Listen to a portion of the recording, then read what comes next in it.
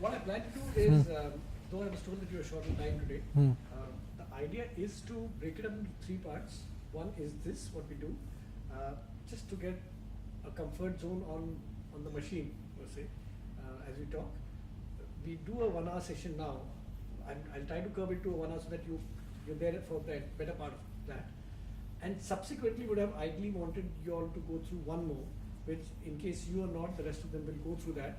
So they know that, okay, this is what I did before, now I've gone through the training and let me do one more after that, to be at that kind of, what is the improvement? What is the improvement? A self-improvement. Right. I will subsequently send your links to your performances. Okay. With a text. Okay. Accompanying it to say that, okay, this is what Ajay you were, and this is what I feel are your strengths, and maybe these are areas they could work on. Good. Any case, this I'll be sharing with you. Right. So how many people you know? Your team, Swapna, has identified 5 people. You've already done 2? I've done 2. You're 3. I think Jaydeep is one more. And RC is Care. I think I'm not too sure who's the 5th person. Okay. So I think you're part of. One is how do you see the markets and scenario now? Markets, if you look at it, beginning this fiscal April, one is that when you started off, the inflation was moderating. The interest rate was, the expectation was the interest rate will come down. But subsequently, what happened on the currency and kind of a tightening of rates, which happened by the Reserve Bank, and that's kind of derailed the entire expectation of a growth again coming back in the economy. So if you want to look at from the next 6-9 months, I would be pretty bearish on the market. There's no trigger in the market to kind of go up. The growth seems to be kind of at 5.5%. It doesn't look like it's going to go up from the last fiscal. The interest rates are on a rise, and you have their own fiscal and current account deficits to tackle, and we don't see anything happening on that front as well. So it's a pretty pessimistic as of now. Yeah, taking forward that yes, there are more negative triggers than positive ones, and we also have elections not too far away. Plus, again, bifurcation of more states. These kind of political signals also augur bad for the economy.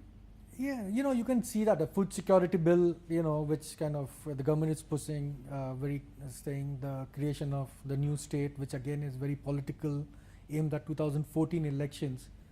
And given that there is a mini general election in December and then an election in 4-5 months, you don't expect government to take any tough or controversial decisions, and the government and the economy needs a very bold and tough decisions to kind of kickstart the economy. So yeah, so it's one of the reasons is that then a political solution also to many of these issues will be hard to come by. Government still plans to mop up around 40,000 crore, one level. How optimistic or how reasonable is that kind of a? Well, difficult. But if you have to look at what are the ways they can do it, Coal India obviously is one of the big driver of that, and what we hear is that the unions are okay to a smaller 5%, and the 5% itself would be 10-15,000 crore.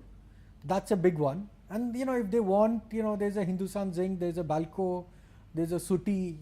There are ways and means of doing it, and I think if that's what I'm saying, if the government wants to do it, there's enough, and I know, Anil Agarwal is running after the government to give him the check, and then they have to accept it. So it can be done, but the political will, they can't do it in the traditional way of to do 40,000 crores.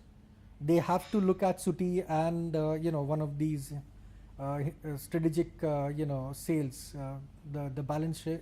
Share sale of Hindustan Zinc and Balco to kind of get that 40,000 crore mark. Ajay, thanks very much. Thank you.